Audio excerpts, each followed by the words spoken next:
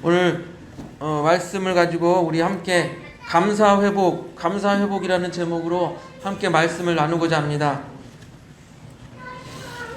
지난 목요일 제자 양육을 이제 교회에서 7시 반부터 시작을 하는데 제자 양육을 가르치고 있었습니다. 그런데 거의 끝날 때 무렵쯤에 어떤 분이 문을 여는 거예요. 우리 교회가 작으니까 문을 열면 다 보이잖아요. 그래가지고 처음에는 고깃집에 들른 사람이 잘못해서 문 연 거 아닌가. 그래서 자세히 보니까 문을 빼꼼히 열더니 마스크를 이렇게 펼치고, 목사님, 저 이삭입니다. 저예요, 이삭이에요. 안녕하세요. 그러는 거예요. 그래서 얼굴을 보니까 기억이 나더라고요. 작년인가 한 1년 전쯤인가 좀 매우 몸이 빈약해 보이고 마르고 하신 분이 교회를 찾아왔었습니다. 그리고 이제 몸은 안 좋아서 커피도 못 마시고 이제 마석 두레마을, 김준홍 목사님이 하시는 곳이죠. 두레마을에 가야 되는데 차비가 없다고 하는 것입니다. 그래서 이제 그때도 제가 한번 설교 때 말씀을 드렸을 거예요. 그래도 교회까지 찾아와서 했는데, 제가 알고도 속는 마음으로 물론 교회에 보면 이렇게 와서 돈을 달라고 하는 분들이 많죠. 근데 알고도 속는 마음으로 그때 10,000원인가 20,000원이 그렇게 차비하시라고 주었던 기억이 납니다. 근데 그분이 다시 찾아와서 목사님 인사하러 왔어요 이러는 거예요. 그래서 제가 지금 교육 중이니까 좀 기다려달라고, 그래서 이제 교회 앞에 와서 앉아서 기다렸습니다. 예, 양육이 끝나고 둘이 이제 마주 앉았습니다.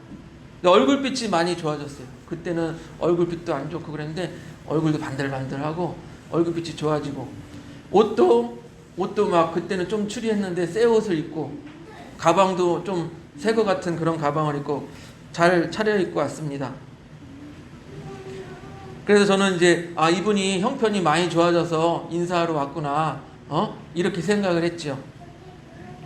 그리고 본인도 건강이 많이 좋아졌다고 말했습니다. 기억력이 또한 어찌나 좋은지 화분을 보면서, 그때는 화분이 몇 개 없었는데 화분이 늘었다고 그렇게까지 말을 하는 거예요. 네, 화분이 늘었죠. 몇 개 늘었습니다. 제가 그렇게 말해주고 나서, 그럼 두레마을에서 도대체 무엇을 하시냐고 그랬더니, 그 마을에서는 농장에서 일을 한다고 해요. 동물들 먹이도 사료도 주고 똥도 치워주고. 그럼 일하면서 돈은 안 받냐고 그랬더니, 얼마간을 받아서 통장에 적금을 넣어준다 그래요. 적금을 넣어줘서 3년 동안 그것을 이제 일하고 이제 나갈 때쯤이면 1,000,000원 넘게 이렇게 통장에서 준다고 합니다. 잘 되셨네요. 그래서 이제 본인도 이제 한 2년 정도 있으면 이제 받아서 나올 수 있다고 이렇게 말을 했습니다. 그리고 예배는 드리냐 그랬더니 하루에 아침에 한 번, 저녁에 한 번 예배를 드린다고 합니다. 그리고 친구 만나러 여기 검호동 이쪽 동네에 왔는데 친구는 없고, 그래서 목사님한테 인사하러 왔다고 하는 것입니다. 어쨌거나 오랜만에 기억하고 찾아와서 저는 고맙다고 생각했습니다. 그래서 건강을 위해서 축복해주고 헤어지려고 했습니다. 이제 1층에 내려가서 엘리베이터에서 이제 1층 내려서 잘 들어가시라고 인사를 했더니, 목사님 6,000원밖에 없어요 지갑에. 그러면서 돈을 좀 달라는 의미로 이렇게 이야기를 하는 거예요. 근데 저는 이제 교회 교육하러 왔기 때문에 교재하고 성경책 가방에 넣고 지갑을 안 가져왔었어요. 그래서 솔직하게 말했죠. 미안합니다. 지갑을 안 가져와서 돈이 없네요. 그랬더니 뒤도 돌아보지 않고 막 가는 거예요. 어찌나 냉정하게 느껴지던지 그 뒷모습을 보면서 마음이 많이 찹찹했습니다. 어찌됐든 간에 1년 전에 도와줬고, 얼굴도 좋아지고 옷도 새 거 입고 가방도 새 거 입고 많이 좋아졌으면 정말로 인사하러 온 줄 알았어요. 저는 목사님 그때 도와줘서 정말 고마웠습니다. 감사했습니다. 그리고 또 거기서 일도 하고 돈도 버니 적금을 넣어준다고 할지라도 외출했는데 차비라도 좋았겠죠. 바카스 하나라도 사왔다면 목사님 감사했습니다 하고 바카스 하나라도 사왔으면은 괘씸한 생각이 안 들었겠죠. 그리고 사람을 보면서 저는 이렇게 생각했어요. 어떻게 이렇게 사람이 감사할 줄 모르는가. 아무리 작은 도움을 받았을지라도 감사하는 마음이 있어야 할 것인데 이렇게 감사할 줄 모르는가, 이런 생각이 들었어요. 그러면서 저를 돌아보았습니다. 하나님께서 교회 개척하라는 소명을 주셨어요. 소망을 주셨어요. 그리고 목사가 되기 위한 과정을 밟았습니다. 그런데 두 손에 가진 것은 아무것도 없었어요. 개척하라는 소명을 받았긴 했는데 두 손에 가진 것은 아무것도 없었어요. 그래서 가진 것이 없으니 어떻습니까? 이런 생각이 드는 거예요. 컨테이너 박스 하나 정도의 공간만 있어도 거기서 예배 드리면 참 감사하겠다. 그런데 지금은 어떻습니까? 컨테이너 박스 두 개도 좀 두 개도 넘어 보이는 이렇게 좋은 공간에서 예배를 드리고 있으니 얼마나 감사한 일이겠습니까? 그런데 이렇게 감사할 일이 많음에도 불구하고 저를 돌아보니까 저 역시도 감사하지 못하고 살아가는 거예요. 그저 있는 거니, 그저 내가 누리는 거니, 이렇게 생각하면서 살아가고 있는 거예요. 그래서 이 감사의 절기라는 것은 그 감사의 마음을 잊고 살아가던 그 감사의 마음을 다시 한번 기억해라. 리마인드, 다시 한번 기억해라. 돌아보는 것입니다. 오늘은 그 사람 교회 설립 3주년이면서 맥주 감사주일로 드립니다.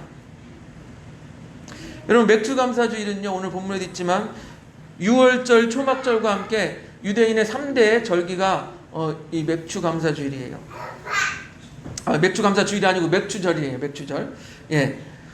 오늘 이제 그래서 절기하면 이런 절도 있고 저런 절도 있고 많아서 간단하게 절기를 다시 한번 정리하고 나아가고자 합니다. 여러분, 6월절은요, 우리 모두가 다 아는 것과 같이 이집트에서 노예 생활하던 이스라엘 백성들이 탈출할 때 바로 왕이 보내주지 않았죠. 그래서 10가지 재앙, 마지막에 재앙이 뭐예요? 장자가 죽는 재앙이죠. 하나님의 죽음의 영이 장자를 모두 죽일 것인데 이스라엘 백성만 어린 양을 잡아다 피를 양 문설주에 바르고 있으면 그 죽음의 영이 이렇게 넘어갔다, 패스오버 넘어갔다 해서 6월절이에요. 이스라엘 백성들만 죽지 않았다 해서 6월절이라고 합니다. 그런데 이 6월절에는 어떻게 해요? 하나님이 뭐라고 명령하셨어요? 야, 니네는 떠날 준비를 해라. 허리에 띠를 띠고 무교병, 즉 발효되지 않은 떡을 먹어라. 그래서 무교절이라고도 합니다. 무교절. 그래서 6월절을 무교절이라고 부르기도 합니다. 6월절과 비슷한 시기에 우리 그리스도인들은 어떻게 되었습니까? 예수님께서 마지막 최후의 만찬을 했던 때가 언제예요? 십자가에 달리시기 전이죠. 그리고 3일 후에 부활하셨습니다. 그래서 우리 기독교인은 6월절과 비슷한 시기에 부활절을 드리고 있는 거예요. 부활절을 기념하고 있는 거예요. 6월절은 우리의 3, 4월과 비슷한 시기라고 합니다. 그리고 이 맥주절은요, 수확의 첫 열매를 하나님께 드리는 것이에요. 여러분 아시는 것처럼 맥주, 여기 보리 그림 있잖아요. 보리를 거둘 때에 첫 열매를 하나님께 올려드리며 감사하여 드리는 것입니다. 그런데 6월절이 지나고 7주가 지나서 이 맥주절이 온다고 합니다. 7주, 일주일에 7일, 그래서 77절이라고 하는 거예요. 예. 7주가 지나서 일주일은 7일, 77절. 그래서 77절이에요. 그럼 77에 49 하면 얼마예요? 50이 거의 가까이 되죠. 49니까 50이. 그래서 50일이 지났다 해서 오순절이라고도 부르기도 합니다. 대충 정리가 되시나요? 예. 오순절, 77절 오순절. 그리고 기독교 전통에는 물론 구약 시대를 지나서 미국도 그렇지만 우리나라도 그렇지만 이 보리를 추수할 때가 있었어요. 농사를 주로 하였던 시기에. 그래서 이 맥주절을 그대로 드렸던 것 같아요. 맥주절을 7월 첫 주에, 기독교 전통에는 맥주절을 7월 첫 주에 드립니다. 그리고 초막절이라고 있어요. 이스라엘 백성이 40년 동안 광야에서 지낼 때, 광야에서 어떻게 지내야 돼요? 천막을 치고 지내야 되잖아요. 천막을 치고 텐트를 치고 지내야 되잖아요. 그래서 그 하나님께서 40년 동안 지켜주신 것을 기념하기 위해서 텐트를 치고 그것을 기념하기 위해서 초막절이라고 하는 거예요. 장막절이라기도 하고 초막절이라고도 합니다. 그런데 그 시기에 이제 모든 곡식을 거두어서 이제 그 창고에 곡식을 딱 넣어둔다고 해서 수장절이라고 부르기도 합니다. 수장절. 그런데 이와 비슷한 시기에 기독교인들은 청교도들이 있죠. 청교도들이 아메리카 신대륙을 거기서 나와서 첫 농사를 지어서 첫 열매를 별로 제대로 거두지도 못했지만 하나님께 감사한다고 그래서 Thanksgiving Day, 추수감사절이라고 이렇게 드리는 거예요. 그래서 절기가 우리는 되게 헷갈려요. 절기가 뭐 그럼 무슨 절 너무 헷갈려요. 사모님 저기 페이지 넘겨줘 보세요. 그래서 유대인의 3대 절기는 맨 앞줄 보면은 유월절, 맥추절, 초막절이에요. 다른 이름으로 유월절을 뭐라 그래요? 무교절. 그 다음에 맥추절을 뭐라 그래요? 7주가 지났다고 해서 77절, 77에 49, 50일 정도 지났다고 해서 오순절. 그 초막절에는 뭐의 때하고 같다고 그랬어요? 추수할 때와 같다고 그랬어요. 추수한 걸 창고에 넣는다고 그래서 수장절. 그럼 우리 기독교인들은 어떻게 하냐? 아까 말씀드릴 때 유월절 시기에 우리는 부활절이 있습니다. 그리고 맥추절은 똑같이 비슷하게 드립니다. 그리고 초막절, 수장절, 모든 것을 거둬들일 때 우리 추수감사절을 드리죠. 그런데 기독교인들은 12월에 성탈절이 하나 더 있죠. 여러분 그 절기를 보면은 절기 1년에 이렇게 절기를 보면은 우리가 그 기념해야 될 것들을 기독교 전통에 의해서 이렇게 기념하는 흐름을 절기라고 하는 거예요.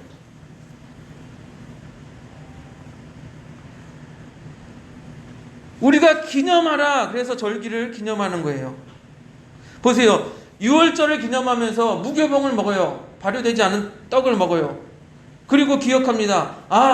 하나님께서 우리가 죽음의 사자로 인하여서 죽을 수밖에 없는데 우리를 패스오버 살려주셨지. 그래서 유대인들 우리를 살려주셨지 해서 그거를 기념하는 거예요.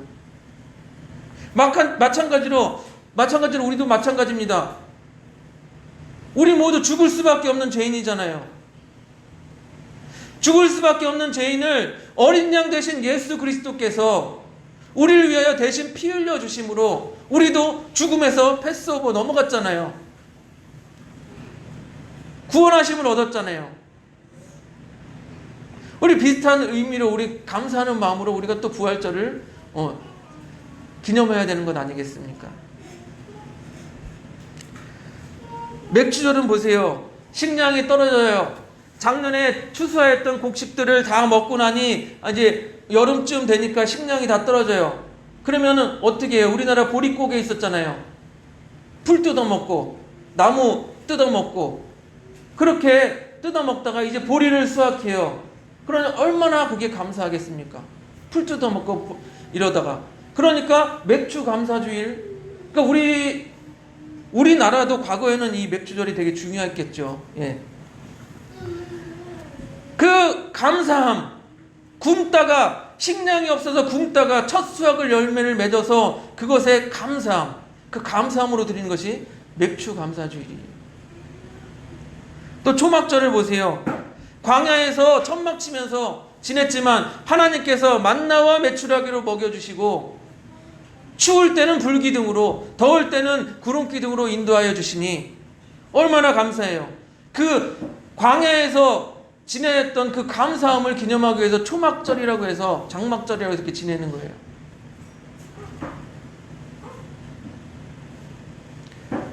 사랑하는 성도 여러분, 우리가 맥추 감사주의를 돌아올 때마다 이 잘 모르면, 저도 그랬죠. 예전에 잘 모를 때 모르면 뭐라고 생각합니까? 이렇게 생각하는 분들이 있어요.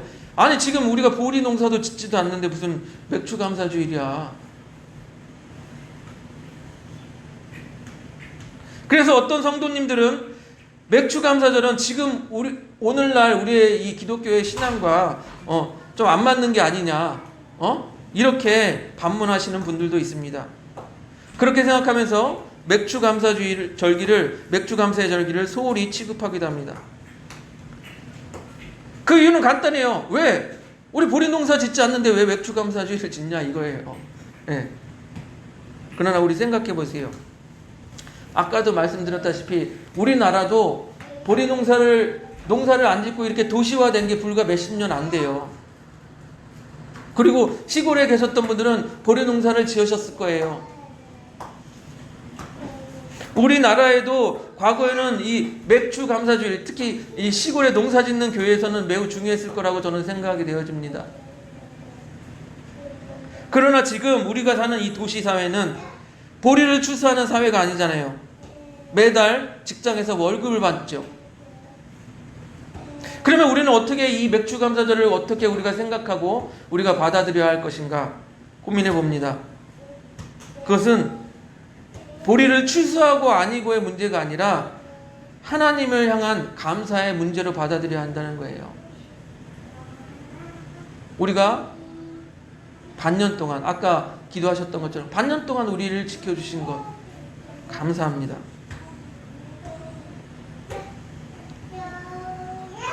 맥주절은요, 보리의 첫 수확을 하나님께 드리면서 감사하는 절기인데 우리는 그렇지 않잖아요. 그렇다고 감사하지 않는 게 아니에요. 하나님께서 우리에게 주신, 이 세상에서 우리에게 주신 것들이 너무나도 많아요. 감사할 조건들이 너무나도 많다고요. 그런데 우리는 감사보다는 우리 마음과 입술에 불평과 불만만을 가지고 살아가고 있잖아요. 여러분, 공기가 없으면 단 몇 분이라도 살 수가 있습니까? 그런 거 감사해 보신 적 있으세요? 비가 오면은, 장마철이라 비가 오면 싫어하는 사람도 있지만 물이 없으면 우리가 3, 4일, 일주일이라도 살아갈 수 있을까요? 살할 수 없죠. 또 매일 일하러 나가기 귀찮다, 싫다, 일하는 거 싫다 하지만 여러분, 일 못하면 어떻게 됩니까? 돈을 못 벌죠. 돈을 못 벌면 내가 지금 누리는 것, 우리 가족이 지금 누리고 있는 것 할 수 있나요? 못해요. 이렇게 우리는 많은 것을 누리며 살아가지만 하나님께 감사하며 살아가지 못하고 있는 거예요. 그저 내가 누리고 있는 거니, 내가 의뢰받는 거니. 그래서 저도 이렇게 돌아봅니다. 하나님께서 이곳에 그 사람 교회를 세우시고 3년이라는 시간이 흘렀어요. 어떤 분들은 야, 3년 동안 뭐 했냐? 야, 부흥도 못하고 뭐 했냐? 이렇게 물으실 수도 있지만, 그래도 반대로 생각하면 어떤 교회는 3년 동안 문 닫는 교회도 있어요.